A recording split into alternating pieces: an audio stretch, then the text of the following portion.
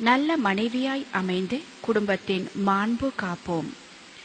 திருமணம் என்பது பல்வேறு எதிர்பார்ப்புகளுக்கு மத்தியில் இரு உயிர்கள் இணையும் ஆத்மார்த்த ரீதியான ஒரு புது உறவு பாலமாகும். தனது கணவனை பற்றி பெரும் எதிர்பார்ப்புகளுடன் மனைவி ஒன்றிணைகிறாள். அல்லாஹ்வின் பிரதிநிதியான மனிதன் தனது பிரதிநிதித்துவத்தை அல்லாஹ்வின் திருப்தி நாடி உலகில் விரிவடையச் செய்வதையும், ஒழுக்க விழுமியத்தை கட்டிக்காப்பதையும், மன அமைதியை ஒருவருக்கொருவர் ஏற்படுத்திக் கொள்வதையும் நோக்காக கொண்டு திருமணம் செய்ய ஊக்கப்படுத்தப்படுகிறான். இந்த வகையில் திருமண உறவில் இணைப்பவர்களும் தூய எண்ணங்களோடு எல்லை கடந்த எதிர்பார்ப்புகளால் தம் வாழ்க்கை சோலைக்குள் நுழையாமல் அமைவதை வைத்து முடிந்தவரை அழகான அமைதியான இறை உவப்புள்ள வாழ்வை அமைத்துக் கொள்ள முன்வர வேண்டும். திருமண உறவில் மனைவி என்பவள் மார்க்கப்பற்றுடன் அழகும் கொண்டு திகழ்வாளானால் அதைவிட பாக்கியம் வேறேது? ஒரு ஆணுக்கு மார்க்கத்தின் ஒளிமிகு கூட்டிற்குள் அவன் இனிதே நடைபயில அது அவனுக்கு தூபமிடும்.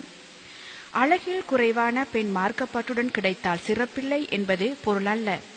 மார்க்கப்பற்று எந்த பெண்ணிடமிருந்தாலும் அவளை துணைவியாக அடையும் ஆண் சிறப்பையே பெறுகிறான். மனைவி என்ற சிறந்த பாத்திரம் என்று பல்வேறு வழிமுறைகளால் தாக்கத்தால் சிதறுண்டு போயுள்ளதை நாம் அவதானித்து வருகிறோம். மனைவி என்ற குடும்பத்தின் விளக்கு சிறப்பாக ஒளிராவிட்டால் ஒரு குடும்பத்தின் முழு பகுதியும் அஸ்தமித்துவிடும். தன் கடமையை உணர்ந்து மனைவி தொண்டாற்றுகின்ற போது குடும்பம் மட்டுமல்ல, சூழலுக்கே அது நன்மை அளிக்கும் சக்தி வாய்ந்தது. இன்றைய நிலையில் அழகும் அந்தஸ்தும் தன்னுடைய கணவனிடம் உள்ளதா என்பதையே பல பெண்கள் தேட ஆரம்பித்துவிட்டனர். இதனால் ஒரு ஆணிடமுள்ள நற்குணங்கள், அன்பு பற்றிய தேடல் குறைந்து விடுகிறது. குடும்பத்தை போதுமான வசதிகளுடன் அன்பாக நடத்தும் கணவன்மாரை பார்த்து, நீங்க என்னதான் செஞ்சு கிழிச்சிட்டீங்க, உங்களை கட்டிக்கிட்டு நான் பட்ட கஷ்டம் கொஞ்சம் நஞ்சமா, மற்றவங்களெல்லாம் சந்தோஷமா வாழும் போது நமக்கு தான் இந்த கஷ்டம், எல்லாம் உங்க சோம்பேறித்தனத்தால வந்தது. தினம் தினம் வீட்டுக்கு வீடு இவ்வாறு கூறும் மனைவியர் பெருகி வருகின்றனர். இதனால் பாடுபட்டு உழைத்து வரும் கணவனின் உள்ளம் ரணப்படுத்தப்படுவதுடன் பல்வேறு பிரச்சனைகள் உருவாகவும் வழி செய்கிறது. இந்நிலைமை விவாகரத்தை நோக்கிய பாதைக்கு பல தம்பதியரை இட்டு சென்று கொண்டிருக்கிறது. இந்நிலை மாற பெண்கள் மார்க்கத்தின் தெளிவான வழிகாட்டல்களை புரிந்து கொள்ள வேண்டியது அவசியம். முதலில் மனைவியானவள் தன் எண்ணங்களை தூய்மைப்படுத்த வேண்டும். தனது பொறுப்பு எந்த நிலையில் தன் குடும்ப நிலை அமைந்தாலும் அக்குடும்பத்தின் அமைதி, சந்தோஷம், நிம்மதி குலையாமல் தனது செயற்பாடுகளை அமைத்துக் கொள்ள வேண்டும். எது வந்தாலும் சரி என தூக்கி வீசிவிட்டு தனது விருப்பப்படி நடப்பதற்கு அவள் மேற்கத்தேய மனைவி அல்ல. உத்தம வழிகாட்டலில் குடும்ப விளக்குகளாய் உதிர்த்த சஹாபாக்களின் வாழ்வில் பாடம் கற்ற இஸ்லாமிய மனைவி.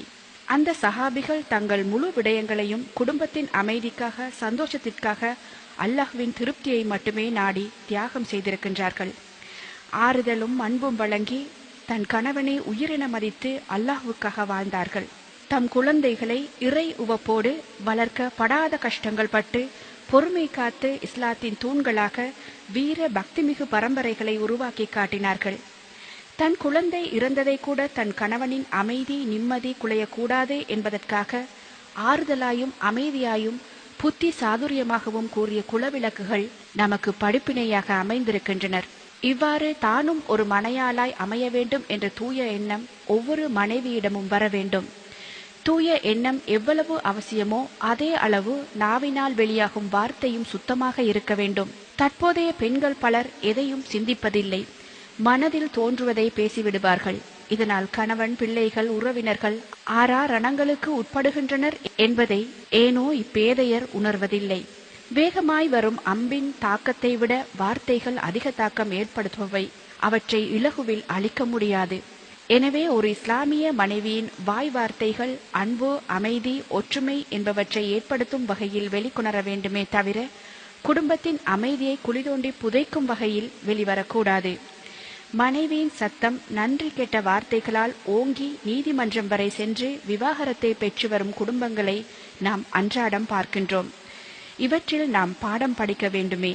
கணவன், பிள்ளைகளின் தவறான செயற்பாடுகளை குத்தி காட்டுவதும் பிறரிடம் கூறுவதும் இன்று மனைவி என்ற தாய்க்கு பழகிப்போன பழக்கம். தவறின்றி மனிதனில்லை, மனித தவறுகள் மாற வல்லவை. மாறும் வகையான குடும்பச் சூழலை அமைத்து குறைகளை மறந்து நிறைகளை போற்றி தன் குடும்பத்தாரின் செயல்களை சீர்படுத்துவதே சிறப்பு. தவிர அதை குத்தி காட்டுவது இழி செயலாகும். குற்றவாளியை மேலும் குற்றவாளியாய் மாற்றுவது அவனை சுற்றியுள்ளவர்களே.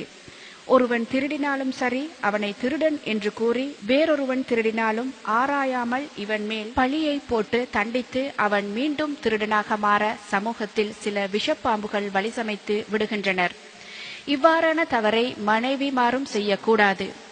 மனைவி என்பவள் தன் கணவனின் குறைகளையோ அல்லது அவரது பலவீனத்தையோ சுட்டிக்காட்டுவதை கைவிட்டு அவரது நல்ல விடயங்களை கண்டு மகிழ்ந்து அதை பாராட்டி அன்பாயும் ஆறுதலாயும் புத்தி சாதுரியமாக அவரை அணுகி தவறுகளை திருத்த வழியமைக்க வேண்டும். அன்பிக்கும் உண்டோ அடைக்கும் தாழ் என்பார்கள். அன்பை எதனாலும் கட்டுப்படுத்த முடியாதது போல் அன்பால் எதனையும் சாதிக்க முடியும் என்ற உறுதியான நம்பிக்கையும் ஒவ்வொரு மனைவியரிடமும் வரவேண்டும்.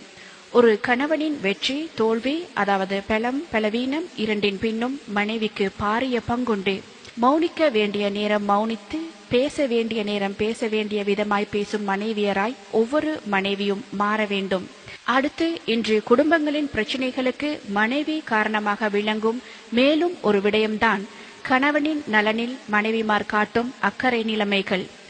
இன்று அதிகரித்த வேலை, திட்டமிட்டு செயற்படாமை, வீணான பொழுதுபோக்குகள் போன்றவற்றால் பெண்கள் தங்கள் கணவன்மாரின் உடல் உளநலனில் அக்கறை எடுக்க மறந்து விடுகிறார்கள். எனக்கு காய்ச்சல் வந்தால் கூட என்னென்று கேட்க இந்த வீட்டுல ஆள் இல்ல.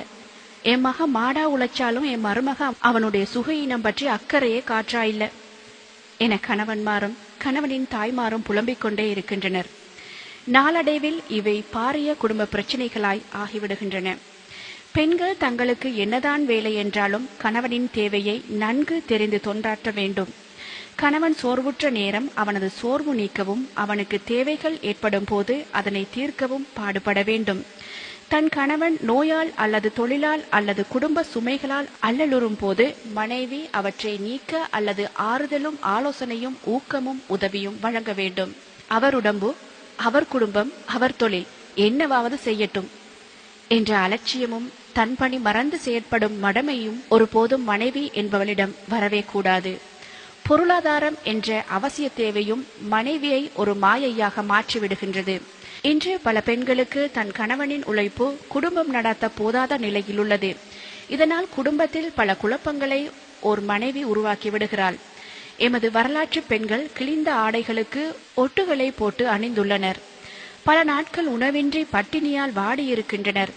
தம் பிள்ளைகளையும் தமது குடும்ப வருமானத்திற்கேற்பவே வாழ பழக்கி இருக்கின்றனர். ஆனால் இன்று பல வீட்டுத் தலைவிகள் வரவை மீறி செலவு செய்பவர்களாக உள்ளனர். பசியின்றி விதவிதமாக உணவு உண்பதும், ஒன்றிற்கு மேற்பட்ட அல்லது விலை கூடிய வேலைப்பாடுகள் மிகுந்த பகட்டான ஆடைகளை தெரிவு செய்வதையும், தமது தகுதிக்கு மீறிய ஆடம்பர பொருட்களை வாங்கிவிட்டு அப்படியான தேவைகளுக்காக கடன்பட்டு பின்னர் கணவனை வாட்டி வதைப்பதையும், கணவனால் பூர்த்தி செய்ய முடியாத போது வெளிநாடு செல்வதையும், அதன் பின் சீரழிந்து நிம்மதியற்று திரிவதையும் பார்க்கின்றோம். போதும் என்ற மனமே புண் செய்யும் மருந்து என்று கூறப்படுவதையும் இன்று இஸ்லாம் அமைத்து தந்துள்ளது.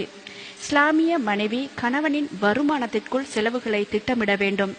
அவளும் தொழில் பார்ப்பவளாக இருந்தால் கணவன் மனைவி இருவரின் உழைப்பிலும் திட்டமிட்டு செலவுகளை செய்து ஒரு பகுதியை சிறு சேமிப்பாகவும் ஆக்கிக் கொண்டால் கடன் படவோ அல்லது வட்டிக்கு கடன்பட்டு சீரழியவோ வேண்டி வராது. பிறர் பார்க்க வேண்டும் என்பதற்காக தமது நிலைமையை மேலாக்கி காட்டப் போய் கடைசியில் பிறர் பார்த்து சிரிக்கும் நிலைக்கு தமது குடும்பத்தை கஷ்டங்களுக்குள் உட்படுத்தி விடாதவளாக மனைவி என்ற மந்திரி திகழ வேண்டும். ஒவ்வொரு ஆணும் வெளியில் தொழில் பார்க்கும் இடங்களில் அழகான பெண்களை பார்க்க நேர்கிறது. இதனால் மனது அலைக்கழியும். ஆனால் வீட்டில் அழுக்கான நிலையில் அலங்காரமற்ற தனது மனைவியை பார்க்கிறான். இது ஓர் இஸ்லாமிய மனைவியின் அடையாளம் அல்லவே. கணவன்மாரை தம் பக்கம் இழுத்து அவர்கள் விருப்புக்கேற்ப அழகு தேவதையாக இல்லாவிட்டாலும் உங்களை எளிமையாக அலங்கரித்து பொருத்தமான ஆடைகளை அணிந்து கணவனின் கண்களில் படும்படியாக மட்டும் அலங்காரம் செய்து புன்னகையால் உங்கள் பொன்முகத்தை மெருகூட்டி பாருங்கள். மனைவிமார்களே, வெளியில் செல்கையில் செய்யக்கூடாத அலங்காரத்துடன் செல்கின்றீர்கள். வீட்டில் பார்க்கவே சகிக்காத கோலம். உங்கள் கணவனை பார்க்கையில் அவனை நீங்கள் சந்தோஷப்படுத்த வேண்டும் என்பது இஸ்லாமிய போதனை. அதற்கேற்ப நீங்கள் மாறுங்கள். உங்கள் கணவன் உங்கள் வசம். ஒவ்வொரு மனைவியும் ஒன்றை சிந்திக்க வேண்டும். வாழ்க்கை என்பது நாம் அதை எப்படி அமைத்துக் கொள்கிறோம் என்பதில்தான் அதன் வெற்றியும் தோல்வியும் தங்கியுள்ளது.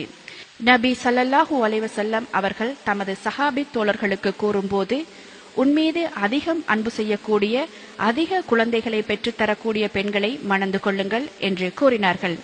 எனவே பெண்கள் தனது கணவன் மீது மாசற்ற அன்பு செலுத்த வேண்டும்.